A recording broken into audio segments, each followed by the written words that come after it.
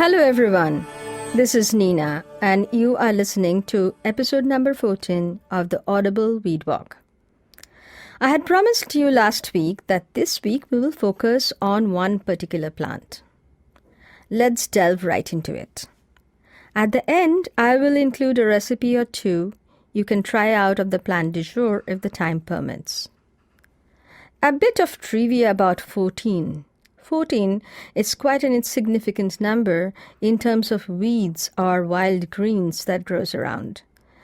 In the rest of India, where southwestern monsoon is prevalent, what happens is during the rain, there's a lot of rain through the rainy season, and during this period there's a lot of green growths, but they are not necessarily eaten at that time because they may also include contaminants and all the water kind of gets together. It's not quite healthy to go out in the rain to pick them. And so at the end of this season, which is sometime now, as far as the southwestern monsoon is concerned, the kind of eating the wild green starts with a bang by eating 14 different kinds of wheat together. And it's called Choddo Shag in Bengali, that one day, a day demarcated where the 14 greens are eaten and the season starts. But we are not going to talk about that. We're going to talk about one particular weed which is in the coloring book. It's called Eclipta Prostrata. But actually, this has a long list of botanical names, synonyms rather, the names that it was previously called by. So, as more research has been done on this particular plant, maybe it will get some more names. Who knows? But the traditional names have not changed. In Sanskrit, it's called Bhringaraj, a name that is familiar to many for its association of good hair growth. In Tamil, it's called Karisalankanni, keerai. English, it's called false daisy. Well, if you get to know more about this plant, you will wonder why false? Why not call it fascinating daisy, shall we?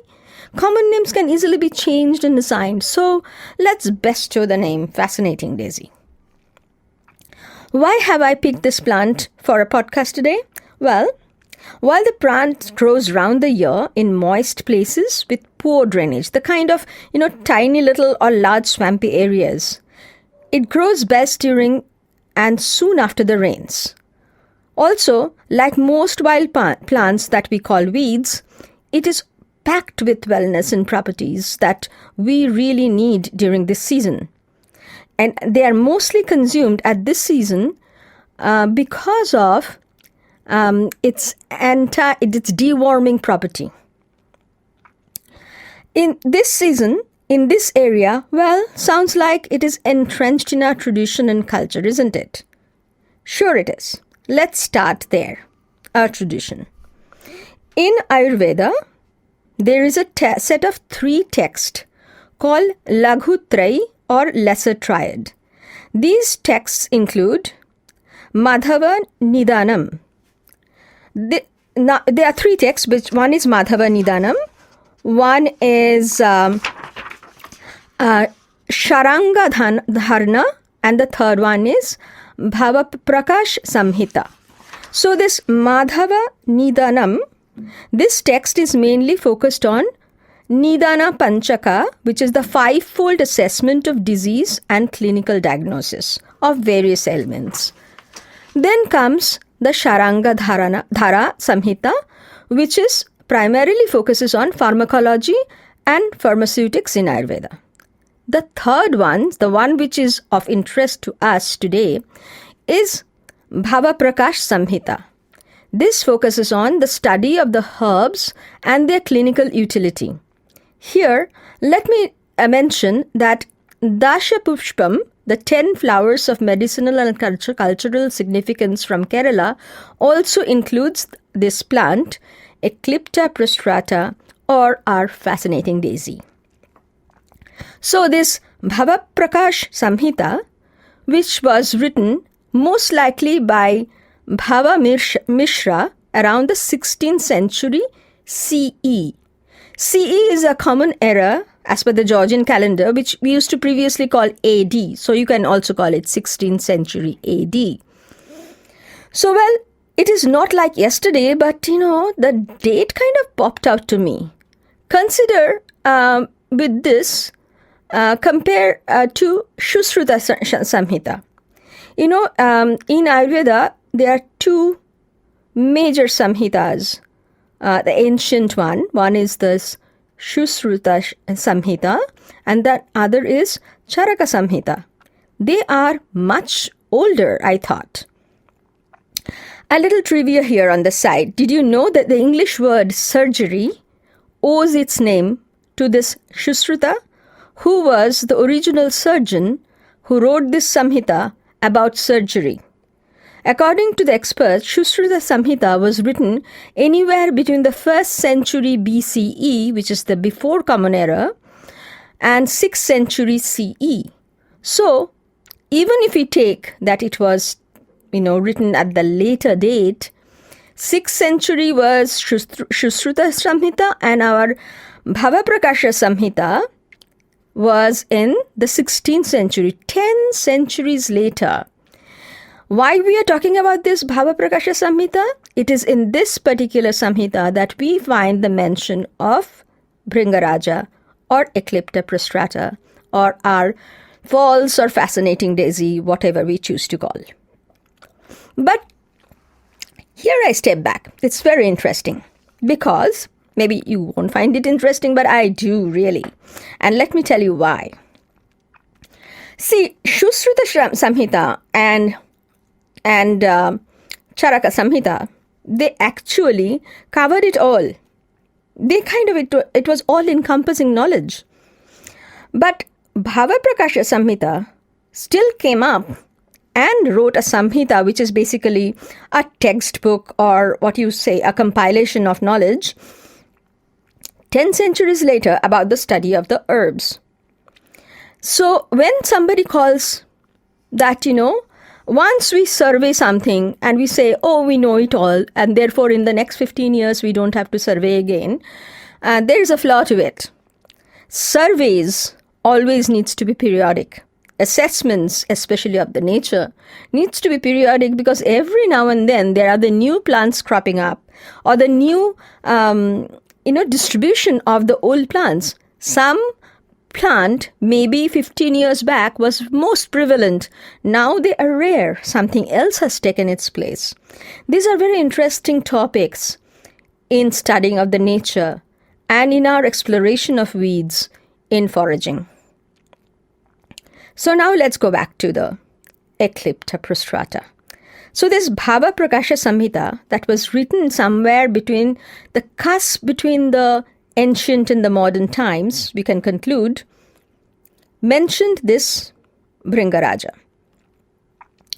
Well, yes, if you have been listening to my podcasts and following me in the YouTube and the social media, you know the answer why I am highlighting this. Bhringaraja, with all its traditional uses, actually originated in the Central and South America. That's why earlier text did not mention this. It is actually also native to Mexico, a large part of South and Eastern United States and California, and also considered native to a part of Canada. Within India, it is actually found all over, up to 1800 meters or even above in the Himalayan areas to where we are, at the sea level in the peninsular India. For this flexibility, it is available in almost all continents.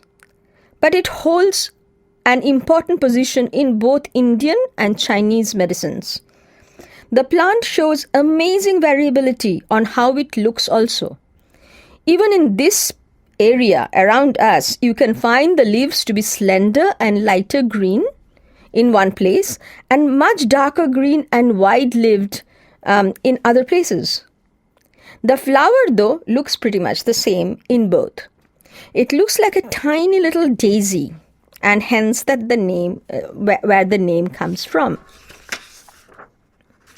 It belongs to the sunflower family. And hence, this sunflower family are often, that Asteraceae family. That's why the name came from. And Eclipta, however, means that is absence of bristles or fruits. Bhringaraja literally means that it bestows hair the splendid black color, like the grandiose hummingbee. Very poetic. But as you know, in Indian culture, black hair is celebrated, and Bhringaraja is one that gives really dark black hair like that of the bee.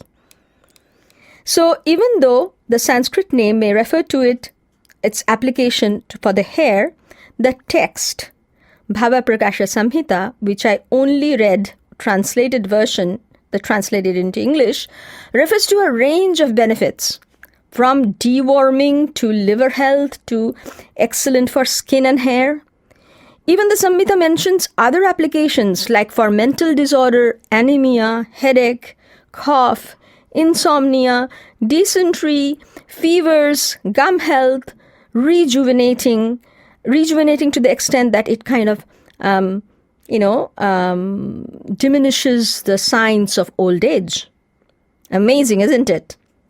If we really read out all the applications of Bhringaraja, it will probably take another half an hour just to read them out.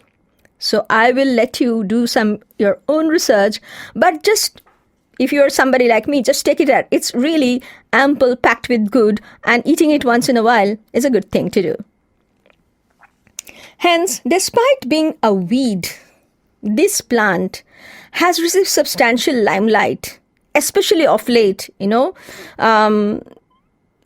post-pandemic, during this, lockdown, the people are looking into going back into the traditional medicines. There's a lot of interest in Bhringaraja, not just for its medicinal values, for its application, also in the cosmetic industry. So now, in Andhra, Telangana, and also in parts of Tamil Nadu, it is cultivated. That's quite a status for a weed, right? With an average yield of about 6,000 dry plants per year, the gross return is about 100, little over 100,000 per hectare. So the cost, whereas the cost for growing the same is about 12,000. So it's quite a bit of profit, I must say, just for a weed to be growing around. Once again, such information, why am I even, delivering this to you? Because it kind of makes us think about our agriculture. What would make a permaculturist take action to grow the kind of plants that they can grow without too much of going against the nature of the land.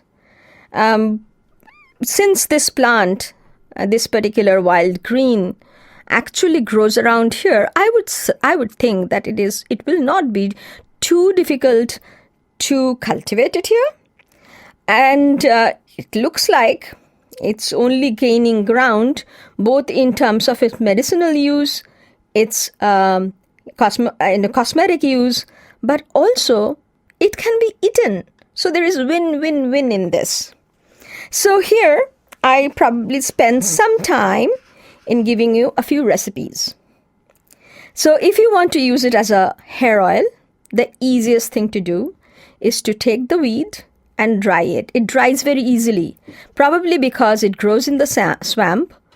Once, kind of watery, high water area, once you take it out of that and put it in the sun, it dries really quickly. So once it's dry, put it in a really good amount of coconut oil, keep it seeped, and like you pickle, put it in the sun, and in about 24 to 48 hours, it's ready to use, and you have a fantastic oil. If you want to go a little more deeper into making this oil, you will crush the fresh leaves, a few traditional onion, the tiny little pearl onion, the red ones that you put in the sambar and it's yum, those ones.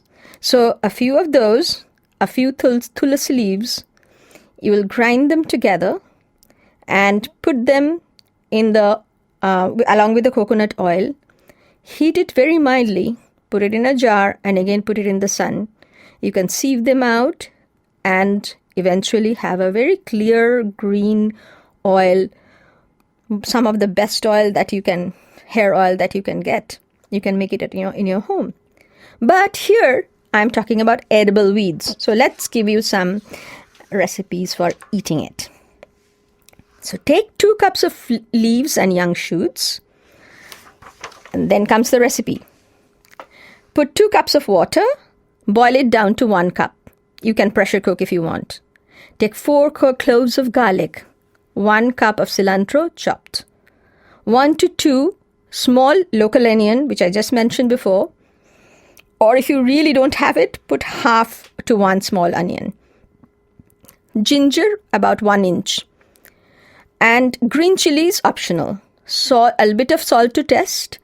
So these ingredients from 4 cloves of garlics onwards, which I mentioned, blend them together. So once the leaves are boiled, add a little bit of water and all are part of the blended paste. You will put as much as you need, because some people like it thick soup, some people like it more watery. Adjust the water and amount of blended material that you want to put. Adjust the soil. You can put a little bit of fresh ground pepper on top and a squeeze of lemon. Drink the soup hot, and it is a mildly bitter, but it's still absolutely wonderful. I am not a fan of bitter, but I really also enjoyed it. I had it with my homemade steamed bao, but you can also have it with dinner rolls or whatever you want. Now, do I have the time for one more? Let's go ahead with it. Another traditional recipe, this one which I just gave you, is a soup. It's kind of semi-traditional. The traditional one is called Togial. It's kind of the recipe of this region. For that, you take the fresh leaves and you saute in sesame oil with 1 green chili. Once that is done, you take a marble-sized tiny little lump of tamarind, some water, a little bit of salt, and make it into a paste. You take 3 to 4 fresh garlic cloves, a few peppercorn, and break it down coarsely with a pestle maybe. And then add it to this paste. And maybe you can take blend it just a little so that they mix together well. Adjust the salt, and it is ready. You eat it with hot rice with a dollop of ghee on top. It tastes very, very good. With that thought, stay well, stay safe, and I see you next week.